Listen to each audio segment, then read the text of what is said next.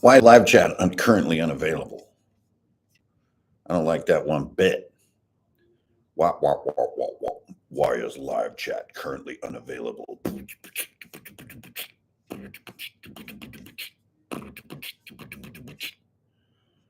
I want my live chat. I want my live chat. I want my live chat. I want my live chat. I want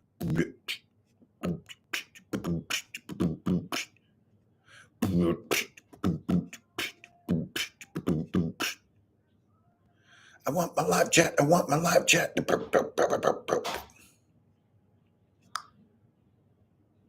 Go. Let's see. Hi, everybody. Am I? Oh, there's. Look at this. Look at this.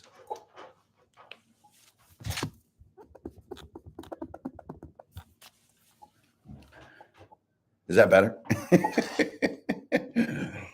Now, I'm not sure where my live chat is over here. So if you bear with me for a moment.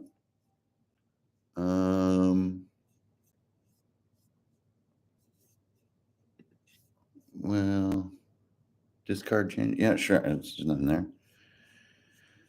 Yeah, I don't know what happened to my live chat here, guys. It says it's not available. What does that even mean?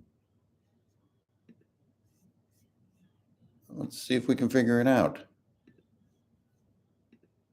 I mean, the live chat is the joy. That is the joy of the whole thing. So I'm going to just like hit the refresh button and pray. Wait, here we go.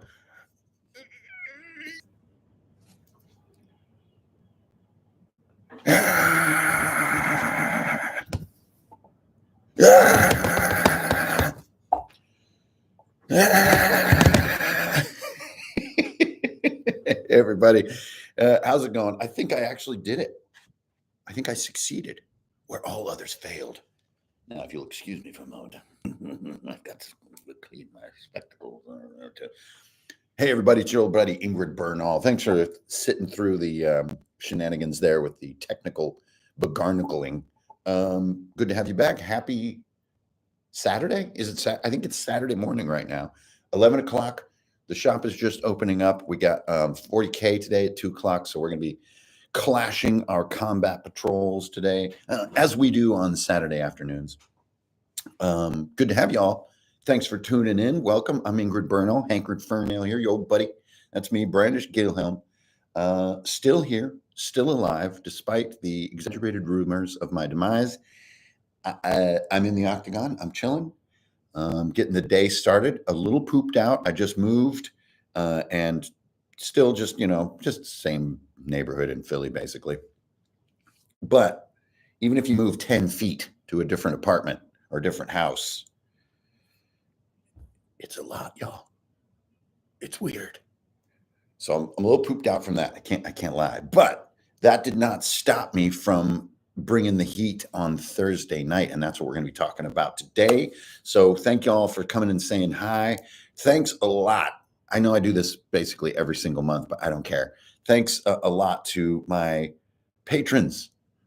Remember like 5, 6, 7 years ago when Patreon was like, people were saying Patreon like every other day, Patreon this and Patreon that. Well, it kind of maybe has crested its own wave a little bit, but there are still these awesome stalwart supporters on the Runehammer Patreon. And every month I say too, like, you guys want some cool stuff? Should I be making stuff for you? And they're like, no, you're fine. Just kind of carry on with what you're doing. I'm like, this is amazing. So thank you so much to my patrons for making basically all the productions that I create possible, especially Venture Forward, which will be in our online shop soon. It's here in the physical shop if you can make it to Philly, but it's my new role-playing sort of book and like kind of craft project book for kids. And we just did that. We printed that on our own. And we did it right up the street here. We wanted to try doing a locally made book. And I couldn't have done that without Patreon helping me out to foot the bills so it doesn't, interrupt the flow of everything else that's going on. So you guys, thank you so much for hanging in there with me and just reminding me the main thing that I love about all this stuff that we do, which is just the people. And it's not necessarily the, what do you call it? Sort of the zeitgeist or like the internet like community. I think that would be a somewhat flimsy answer to what I like so much. It really is people, individual people. And especially when you meet them face to face and stuff, that is like the sauce right there. That is my stuff. So y'all are dope. Thank you so much. And here we come with another month of Runehammer heat. I got the green shirt on. I'm chilling with the torches. I'm even working on a 2.0 version of the octagon. So I'm going to add some new features to really put it over the top. We're even going to add some, I know, I hate this term. I don't think we should use the term actual play anymore because it's not actual play. It should just be called, I don't know, spectator play, filmed play. What does Critical Role call it? They just call it a show. Anyway, we're going to be putting in a 360-degree camera here on the octagon, right in front of where my hand is over here, behind you. Yeah, you are the laptop. It's you. So behind you, that's where the 360 camera is going to be. And therefore, as you're going to be watching, and I know it's going to be crazy, we're going to be filming some games. You can scroll around on YouTube to look at whatever part of the table or which player or the GM that you want to look at while you're watching. So I think it's going to be really, really cool. And we're getting that stuff ready. I'm also going to do some more sort of decor in here, take it to the next level. I even have a set of Auralex bass traps, if you can believe it.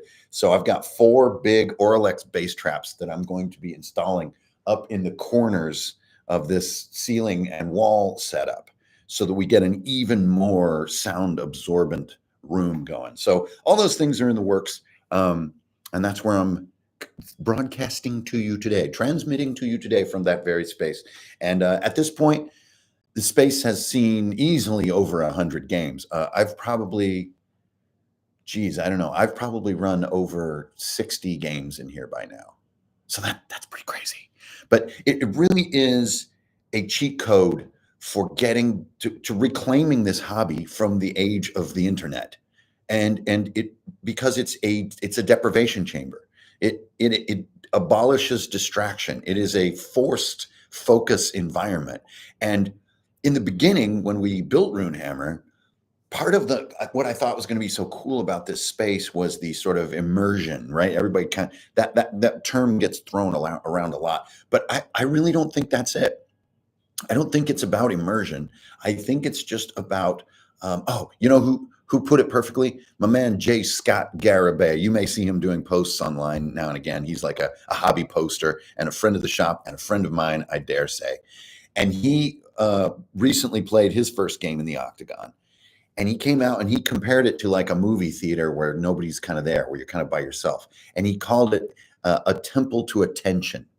And I really want to lean in on that, and I want to be happy about that and grateful and treasure that and amplify that idea. The idea that this is a place where our attention comes together as a group. Not that we're like immersed, that we're convinced it's not like Star Tours when you're waiting in line at Disneyland and you can like interact with R2-D2 and stuff, right?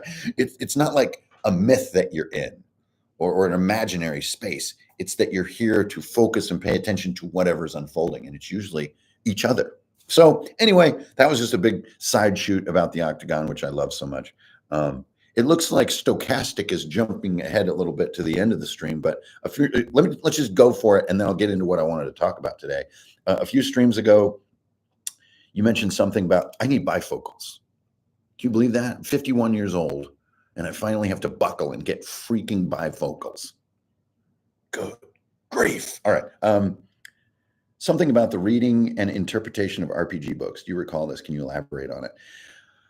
Yeah, I think what I was basically saying is that, thanks for the question, by the way, nice alley-oop, and kind of goes into what I wanted to be talking about today, is that we've gotten into a little bit of a habit of taking other people's opinions, especially about books, as a shortcut to the comprehension or our forming of our own opinions about said books.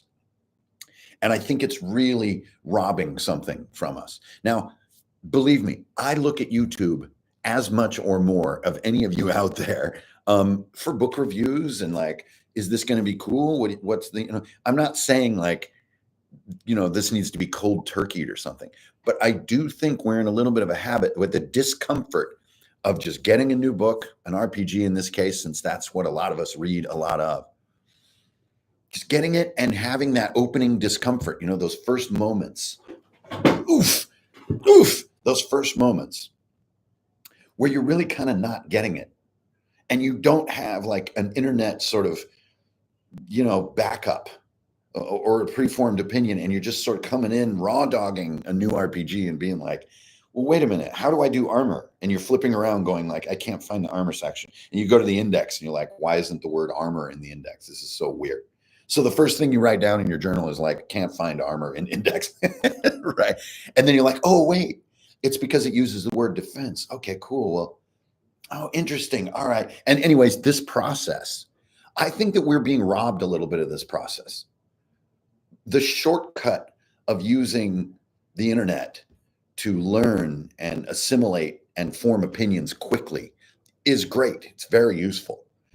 But there's so much value too in going out of your comfort area and delving into new things and learning new things the hard way, the slow way, by reading, by taking notes with a pen and paper, not with a keyboard, and by living in that analog moment of slight discomfort and confusion.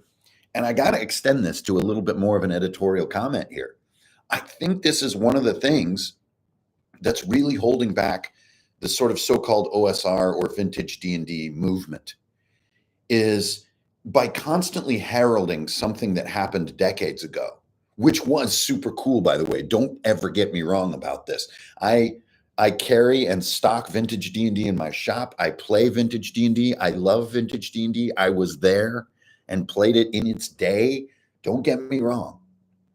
But I do think that by heralding back again and again and saying, well, this was its best form and this was its best form, I think you really deprive yourself of that great feeling and that fun experience of going into a very uncomfortable new area of learning.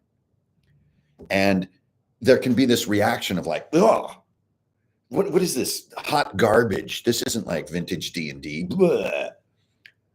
That is a feeling that many RPG readers, and I'm sure some of you watching right now, have felt. You get like something new, right? You get Salvage Union, you get Lancer, you know what I mean? You get Land of Eam, you get yourself Silent Titans, you get one of these sort of slightly kind of out there books, right?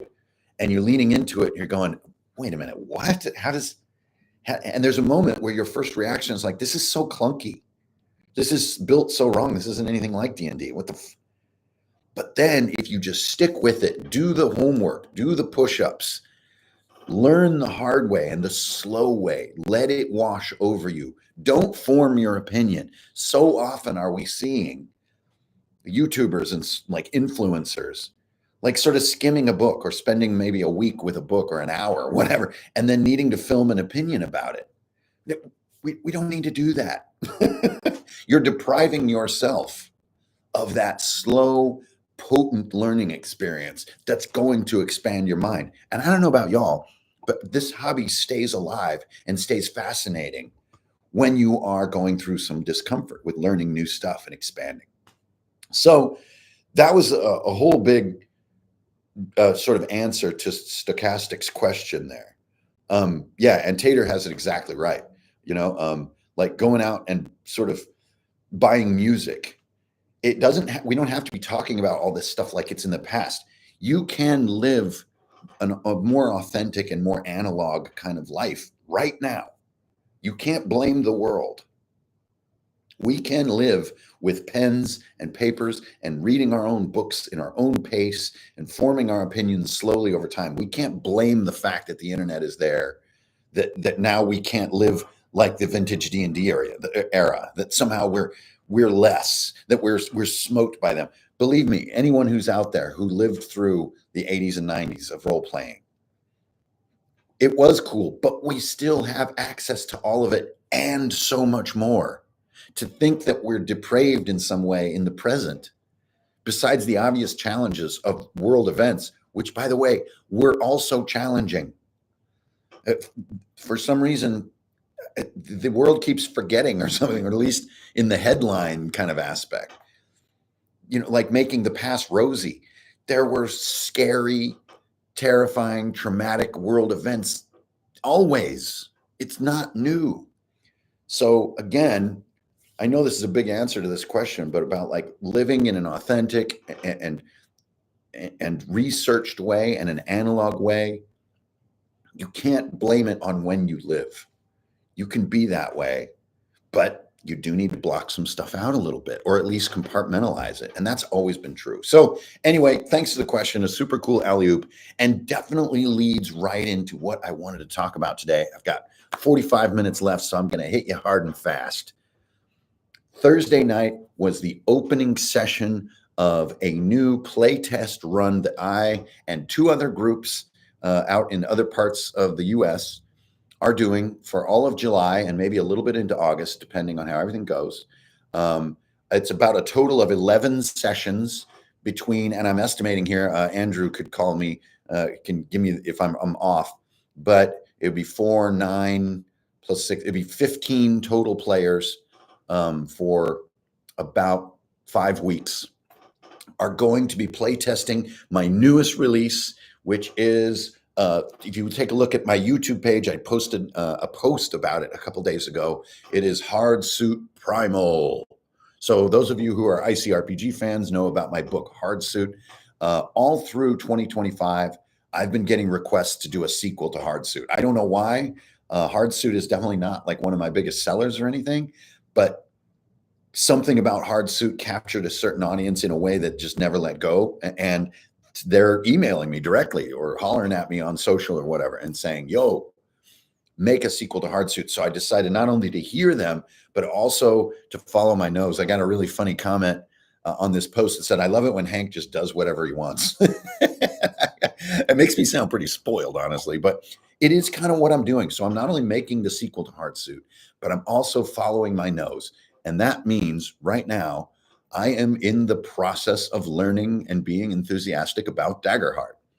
Now, we will return to our D&D 5.2 game in fall when one of our players returns from his fishing job. So again, this is not a binary this or that life. You can play Daggerheart and be completely excited about it, and then return to Greyhawk a few months later and also have fun with that. We do not need to do this dumb war saying, is Daggerheart like the final nail in D&D's coffin? It's so dumb. It's so dumb. It's like saying, this is a delicious sandwich. Can I never eat fish again? It's just like, it's such a false dichotomy. So anyway, we are going to play Daggerheart, and we played our first session Thursday night. Now, before I get into that session, this came after a 1 month long of just over 3 weeks writing frenzy that me and my writing team, props out to you, Alex and Joe. You know who you are. You know what's up. My boys right there, my brothers. We did our homework on Daggerheart as hard and fast as we could and built this supplement. It's a 70-page book. But then obviously, since we're so new with Daggerheart, we're a little like, are we home brewing with efficacy and with skill and with innovation? And is this actually fun and functional?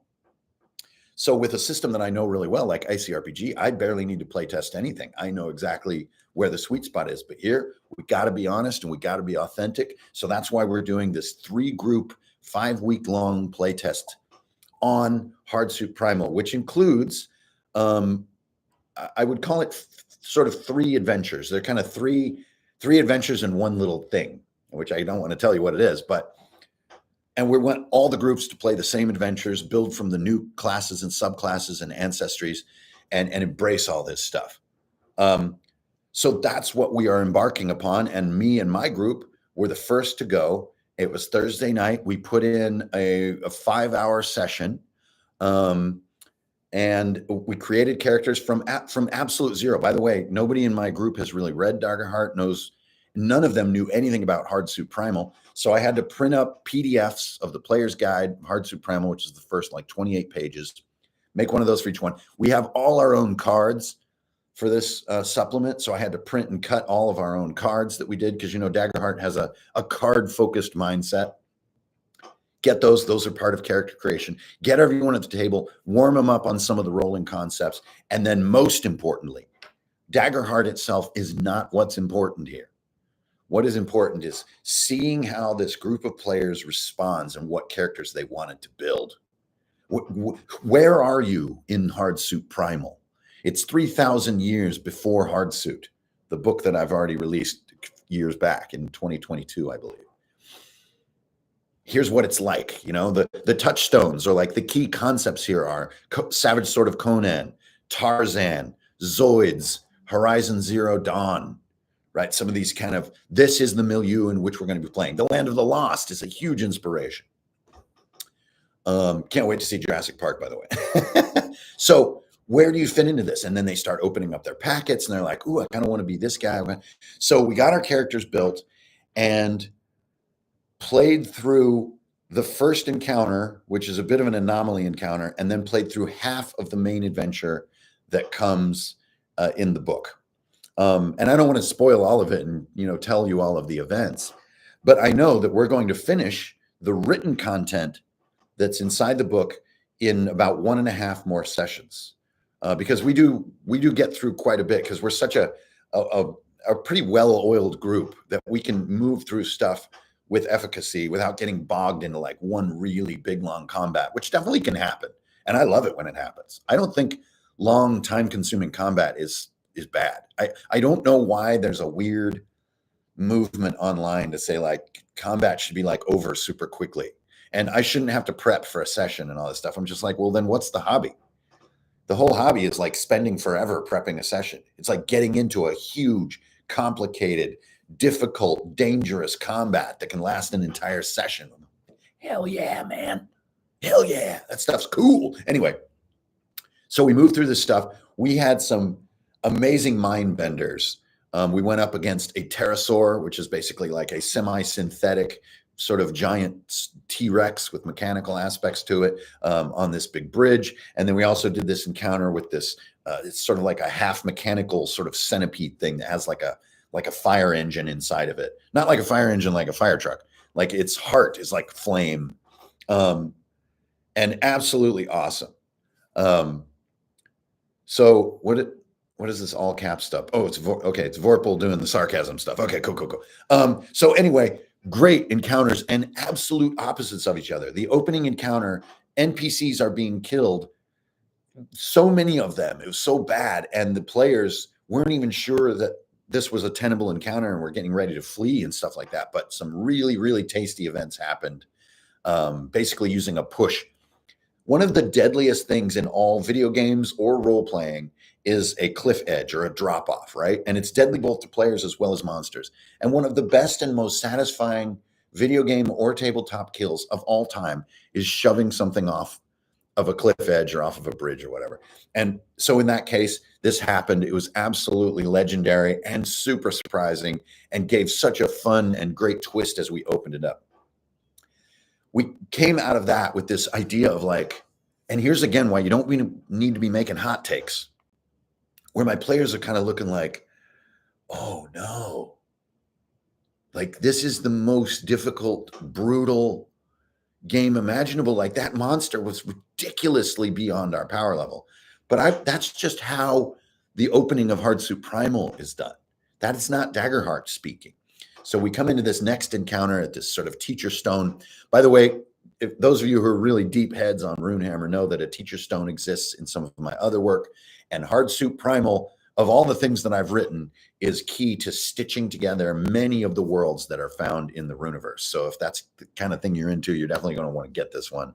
But they go to this second sort of big encounter after some role playing and some goodies and sort of using some offbeat rolls and things.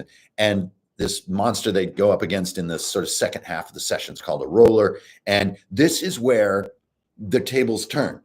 And not the tables turn like out of the frying pan into the fire, the opposite, out of the fire and into the frying pan. So they suddenly felt like, oh, we got this. Not only do we have this encounter where we could do this, the rolls are now going in our favor. Like, so we got the dice and we got the capability, and we've learned a little bit more about our character builds. And then we're learning how to use the spotlight system, and they're sort of rocking. And then they tear that second encounter up and just killed it, literally and figuratively. And it was great to watch as this sort of like this feeling washes over them. Like, so that's how we can work this. Right. And so that was basically our session. We're ready to continue next time. So there's a wonderful place that happens here where this game, and I'm really setting this as I'm making a sticky right here. I'm tacking this one to the wall. I'm pinning a comment, which is like Daggerheart for some reason has both all this attention online, but a lot of it is like opinion. And I don't feel there is much to be opinionated about, because like all games, you can take what you like and what you don't like from it. It is not exerting itself on you. So this idea of like, well, I don't really like how it does this, that, and the other thing. Well, yeah, I agree. I think that, I think maybe it's the best game ever. Maybe this is going to, it's none of the above. It's a collection of concepts. And those concepts, especially in a fun group, are learned over time in a process. It isn't like, okay, guys, before we roll one die, everyone must completely learn all the mechanics in this game properly and play them properly if we are to form, opinions of substance. No, you just get the books out. You find ideas that resonate with you, and like a character would be like, oh yeah, he's super cool. And then one of the characters is like way too serious. So you're like, I think I'm going to make more of like a funny guy. And then okay, that's kind of weird. How does that unfold? Wait a minute. We kind of have like two casters, you guys. We need somebody who can drop the hammer. Okay, I guess that'll be me. And then in the opening encounter, they're like, okay, what was that whole plan we had? We were going to have like synergy between these characters. I think it just fell apart. Is any of this stuff I'm talking about like Daggerheart opinion? I don't think so. This is just role playing with your friends. Now, when it comes time to make a check, right? When it comes time to ask the perennial question of all games, not just role playing, whose turn is it? Right? Or what are you going to do? Right? When those questions come up, of course, the answers are going to be couched in the answer giving systems of Daggerheart. But we're still using our yes/no dice. We're still using directional dice. We're still using countdowns and timers and random appearances and spawn quantities and determining NPC reactions with a yes/no or with a morale roll or a reaction roll. We're still doing all these tools and tricks that come from the hobby over years of learning, not because Daggerheart told us to. So is Daggerheart awesome? Yes. So is D&D. Are there parts of D&D that even after all these years, we still do wrong? Yes, absolutely, because we've tuned it to what fits us best. The same is true with Daggerheart. There's a couple parts that I'm pretty sure we were doing wrong, but that's part of the process. I can't evaluate this. And I also don't agree with you, Vorpal. The fewer rules do not make a better game. A lot of hobbyists like me like a ton of material to work through and to learn and to evolve into.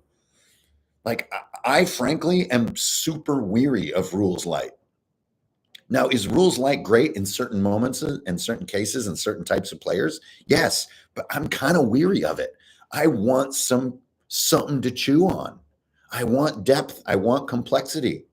And we played Trench Crusade for 7 months, right? That sort of newer, simpler, sort of skirmish level war game created by some of Warhammer's greatest minds. But you know what? When we returned to play 10th edition 40K a few weeks back, it was just like coming home. It was awesome. It is crunchy. There's a lot to it. It gets deep in some places. It has a lot of rules, and it's fun. You don't have to say, this many rules is the best. No, that many rules is the best. There should be a ton of them. There should be very few of them. All those things are true. It's a hobby. Like, it's like, no, only blue paint is good. All the other colors will not work. Like there's so much to discover. And I really don't know why we had such a huge era there of saying like everything needs to be lightning fast and I need to be able to make a character in 5 minutes and I don't want to have to learn any rules. And maybe Pathfinder like kind of scared people away or something. Because Pathfinder has some nice depth to it and it's quite tasty, but it's not unusual. It's just D&D with high DCs and some fun action economy and stuff. So rules light, I will always love you, but I'm a little bit weary of you right now. You've been sleeping on my couch for like 5 years. I'm kind of really enjoying some of this depth, and Daggerheart has it. Now, that's not an opinion. That is a verifiable, objective fact. Daggerheart has rules depth that is substantive. And the minds that have created Daggerheart are still carrying the DNA of so many other great games. And these are Spencer Stark, John Harper, Matt Mercer, and many others. These are luminaries in our hobby. And they're not making these decisions for no reason. They are creating synergistic depth. And you're not going to learn it by skimming the book or by talking about it and forming opinions or by sort of abstractly rolling dice, like kind of by yourself or in some kind of vacuum, or I would even argue on a VTT. Because no natural conversation occurs on VTT. I'm sorry, it just doesn't. Is it kind of a cool visual way to play? Yeah, it kind of is. It's kind of neat to have the map as the central visual that everybody looks at. But the way that this voice works in VTTs and Zoom calls and stuff like that is in no way natural. There's so much stunted talking of starting and stopping and not being able to talk over each other and not being able to make real eye contact and all this stuff. So to form any kind of opinion, I think that it takes time. It takes real playing of campaigns, not one-shots, campaigns that span time with friends in person. And after all that, you can say, yeah, we had a good time with Daggerheart. It's pretty cool. So that is the standard that I want to go ahead and hit the internet with, is like, let's get back to that good feeling of learning how to whittle by carving wood, not by watching a video about whittling, right? Or doing 3 little strokes with your pocket knife and then being like, I think I get it, and making a video with your opinion about whittling. So I do not have like a big opinion to say about Daggerheart yet. I'm super excited about it, and we had fun in our first session.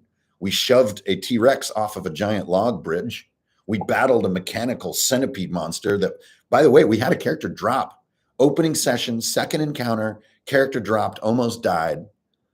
So some would say, oh, cool, then Daggerheart has a lethality to it. No. Our game, that specific group of people, my homebrew content, that had some lethality to it. And the way the dice fell. So even this kind of thing, I don't know why this argument keeps coming up, is like, is it deadly? I love a good deadly game, The book is not deadly.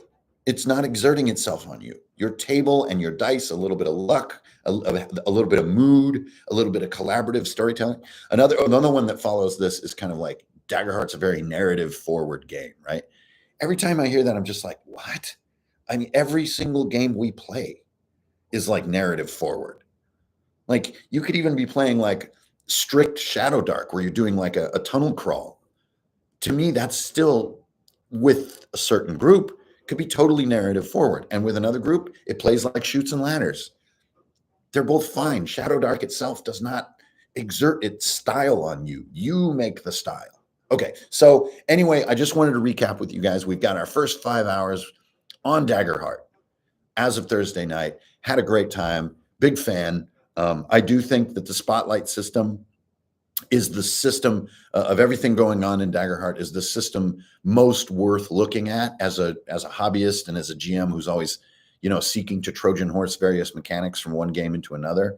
I do think that the spotlight system could be like one of my all-time favorite ways to determine turn order, besides clockwise, which I think is still just perennial as hell. But anyway, with all that, I see there's a big stream of contents going. I don't know exactly what it is, but let's get into that Q&A session. I hope that I've generated some questions here, and I don't know what this ongoing conversation is.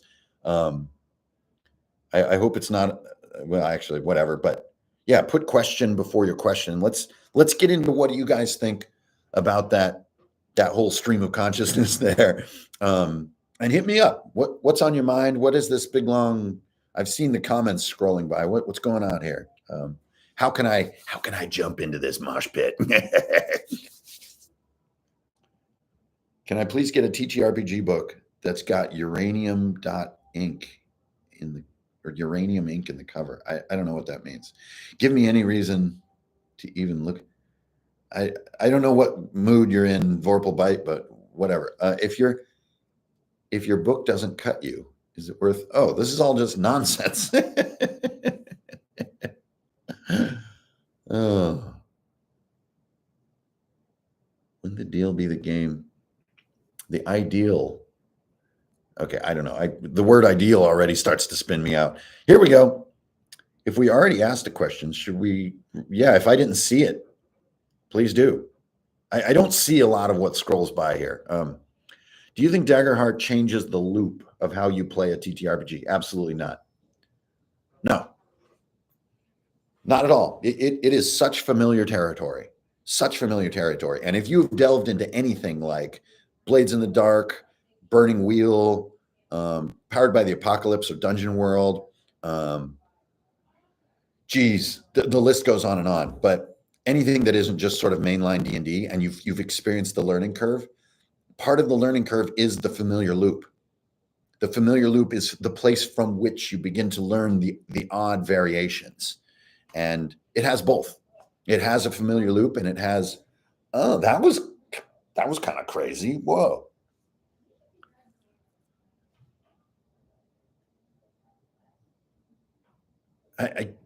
Your tone is so negative, Vorpal. I don't know if I really want to like feed it.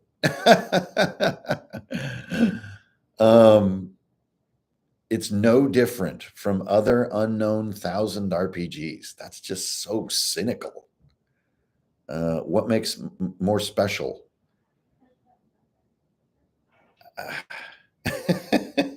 First of all, I don't know what other unknown 1,000 RPGs means. I mean, part of why we're here as hobbyists is to explore and enjoy variation. Daggerheart is a part of that wide variation, that ecosystem, and it has a great place in it. I'm not here to like sell you on it. Definitely read the SRD to get started. It's free. Okay. Obviously, it being Daggerheart is a big rules difference. Can you please give us elevator pitch? Oh, here it again.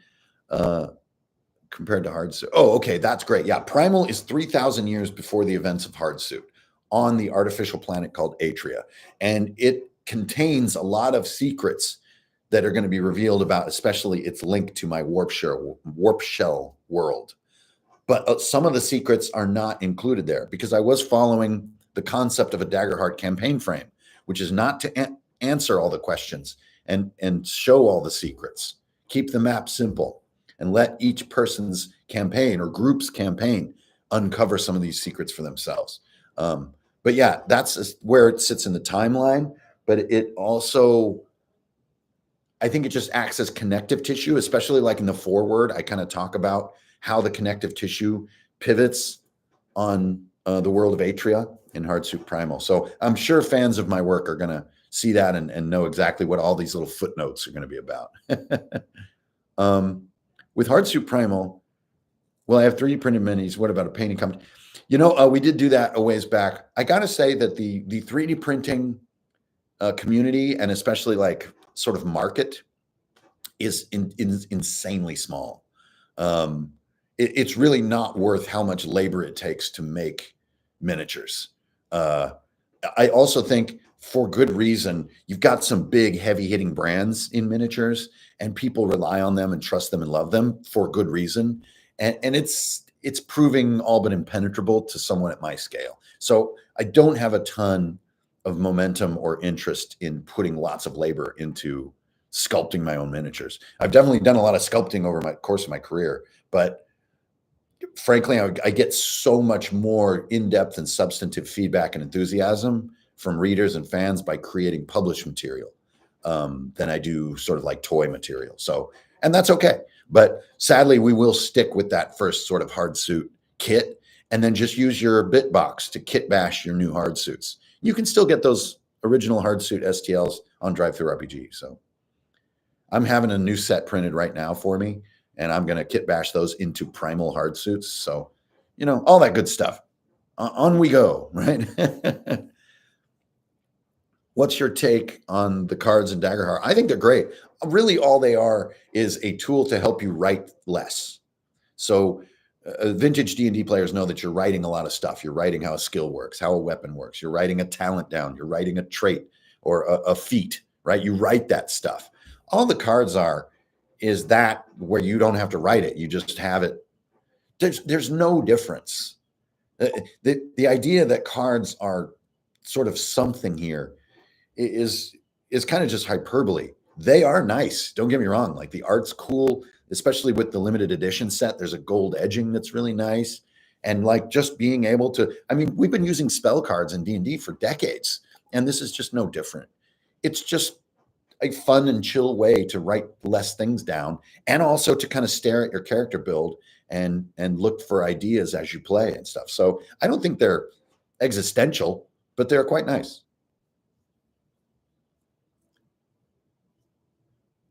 Just try new games. It's fun. That's the whole point of this video. Well, not necessarily. The point of the video is catching up with what I'm doing. I always want that to be the main thing that I'm doing on YouTube, is not here is my theory, here is my sort of blast. It's more just like, here's the stuff that happened in the last couple of weeks. And I'll tell you, it's been getting ready to play Daggerheart, and it's been playing 40K. We had a big 40K party. So I've been building out my jungle-themed Space Wolves. And seeing like other 40K players are really appearing in our community. Like North Philly has a great 40K community that's kind of showing up for Runehammer, and those have been eating up my time and building Primal. So yeah. Do you have any examples of rules like game that still has the crunch you like? Well, saying rules light and then wanting it to have crunch would be anathema to one another. Those are diametric opposites. But is there something that's kind of light with kind of enough crunch to be satisfying, if that maybe is what's being asked? It's kind of a goofy answer, but I would either say maybe Morkborg or maybe Mothership or maybe OSE, honestly. AD&D, in my mind, is kind of like rules light with a tiny touch of crunch. I know that's kind of a boring answer. Like AD&D, seriously, dude, how old are you? AD&D is damn good. And OSE, to me, is the best crystallization of AD&D. So yeah, I would say that's my answer. It's a little bit rules light by today's standards, but has crunch and book depth, supplement depth that is huge. So many supplements. And I love that about it. There are 1,000 RPGs out there that I have never tried. Daggerheart has to stand out in some manner. Well, I don't know. Go do some homework, I guess. I don't know what to tell you. Yeah. I really think, Tim, I agree with you. I think that Magic the Gathering and its ongoing evolution have really helped to teach some of the leading writers in the hobby how to write really tight text, to use some of the practices that Magic, I think, pioneered. And you can feel that. And it works. It is highly effective for answering questions at the table. Because, I mean, let's face that. Like playing Magic, playing a game of Commander, it's 60% questions and looking at text and reading them together and having fun with it.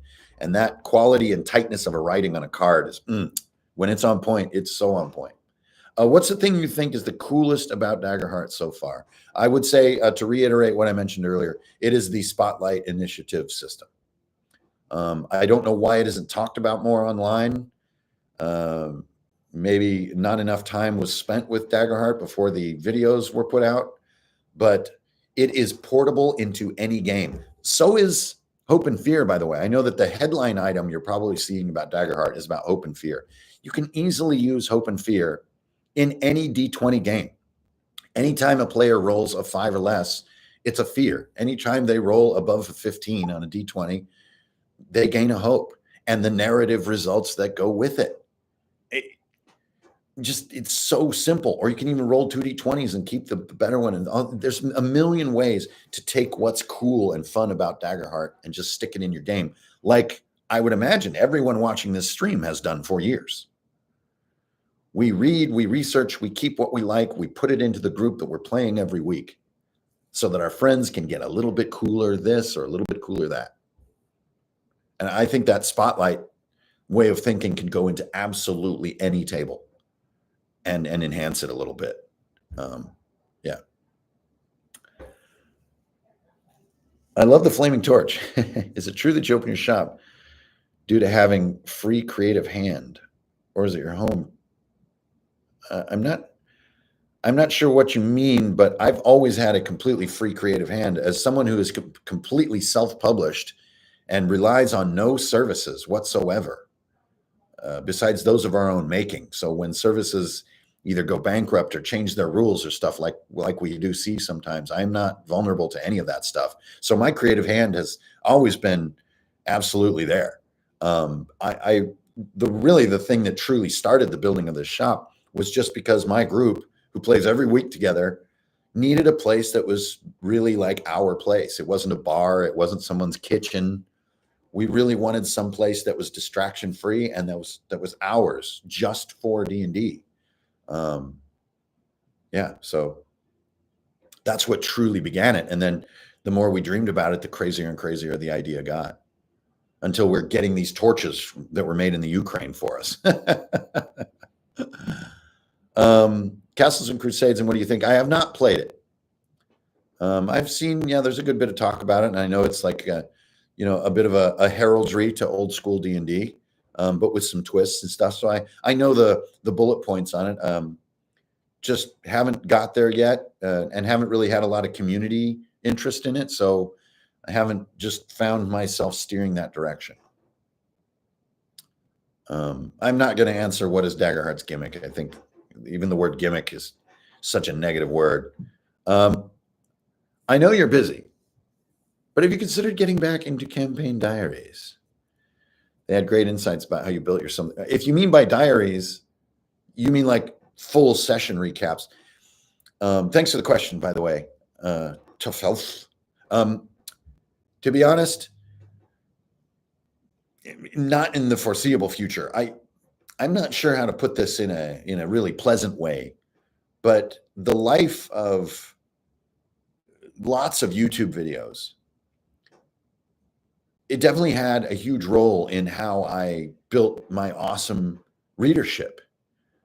But I do think that the last 10 years have taught us, as a planet, by the way, not just like me or this city or this country, we've taught us that it is absolutely critically important that we get together in person as our core thing that we do, that we don't live online, kind of indirectly communicating with each other, thinking these are all social interactions.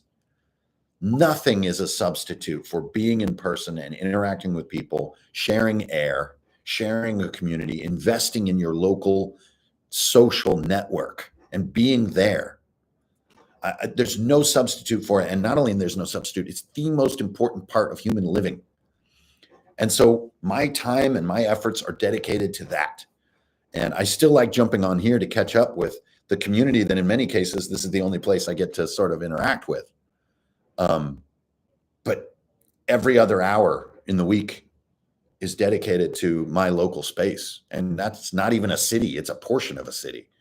And even that is a bigger community that I can currently fully fathom.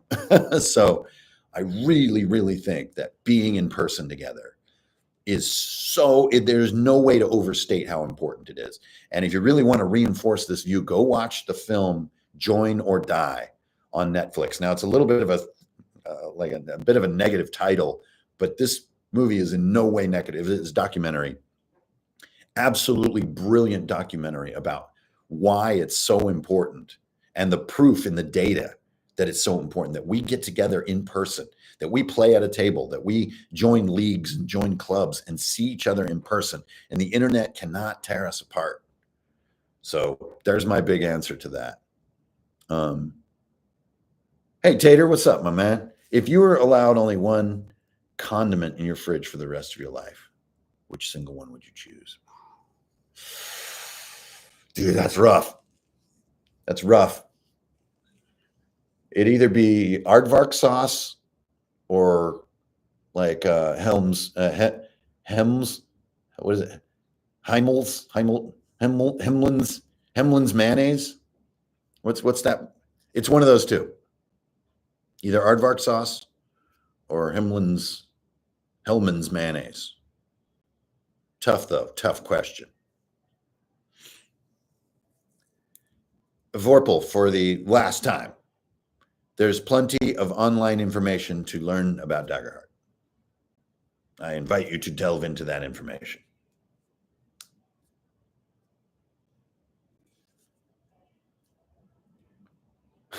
Wow, Tim Smith saying Daggerheart's so-called gimmick is a culmination of the last 10 years of game design. Yeah. It's hard to argue with that. I wasn't talking to you. That's pretty funny. All right. Yeah, this is such a yeah, whatever. Okay, so I got 5 minutes left here. Do you have a favorite toast to make when drinking from your favorite drinking horn? Well, you know what? I'm not a big drinking horn fan. They leak. They're not easy to set down, and they're not easy to have on a belt. I kind of don't like them. I prefer a wooden mug. Generally, we just say skål. Skål, which really is just the old Viking word for bowl, because the bowl was actually the top half of a skull, if I'm not mistaken. That's where the cheers came from. That's what we say. We say skål around. We also say prost. We say Vostrovia. We say kampai. We say cheers a lot. We say habaka to the bridge. Yeah. Okay. My last, Crown and Skull player over here. Cool. Was the single best session I've ever played. Way to go. What a milestone. We had a social combat scenario. A fast-moving pace of the game complemented. Well, that's awesome to hear. Fantastic sever. Great news, man. Crown and Skull Volume 3, by the way, is still in the works. It's just I had to let it cook longer. I was pushing it too fast. I had to take my time. And Volume 3, that's what we're going to be returning to after our Daggerheart game. So in October, we will be returning to our main arc, which will be where we're pioneering the material for Crown and Skull Volume 3. So thanks for the holler on Crown and Skull.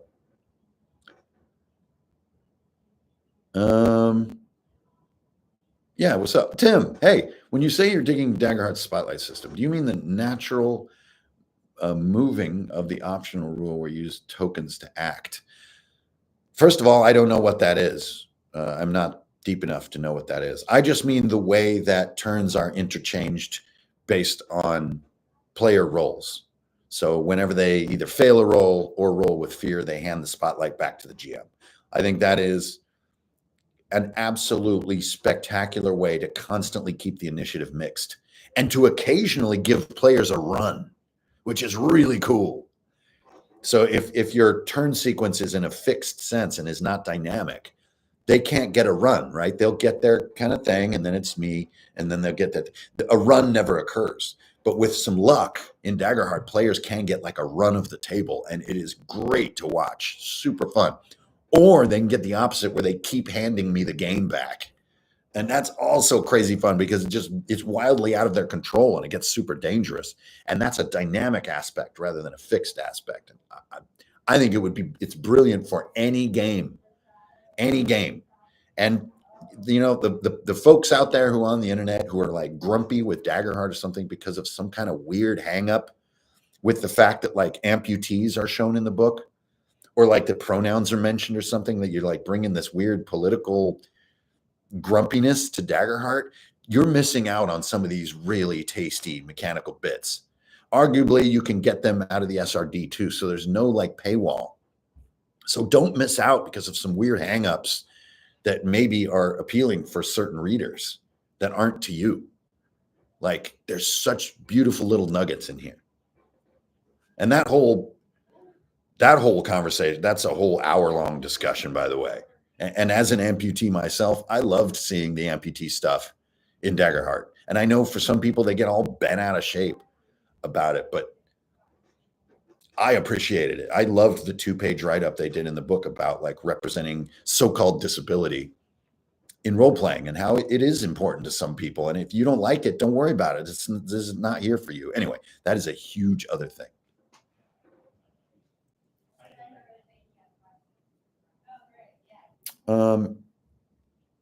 RPG a day. Will you participate in August? No. I have a ton going on in August. I haven't been doing a kind of a lot of that stuff. Yeah. I don't know how to fully express this accurately enough, but we really do just, the shop is where our entire focus is. Okay, I got 2 minutes left. I can hear we got a lot of people coming in today, so I think it's going to be an exciting day. I've got to build an entire war table in the next 2 hours for probably what will be like 3 to 4 clashes playing 40K. So I've got my work to do for the next couple hours.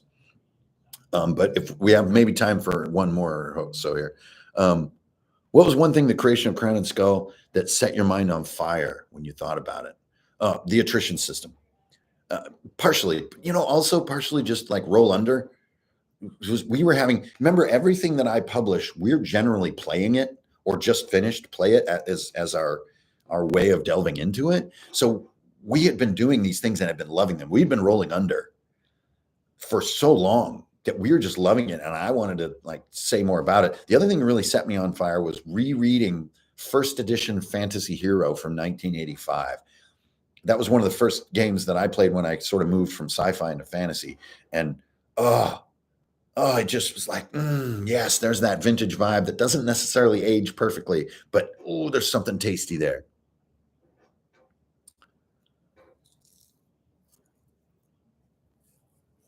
Yeah, right on. Okay, you guys, I got to run. It is 12 o'clock. I'm out of time. Thank you so much for tuning in today. Remember, these videos all go up on my channel there. So if you kind of showed up late or whatever, you can always catch up on the combo. Diego, what's up? You guys, all the best. Get out there this weekend. Make the world a little bit of a better place, all right? Spend time in your local community. Get to know people. Buy somebody some like a veggie tray. You know what I'm saying? Get them some coconut water and a veggie tray and sit down and talk about a book. And that's going to make the world a tiny bit better place than it was yesterday. All right. You guys keep it real. Hanker Infernal here. I'm signing off. I'll see you next time. Peace.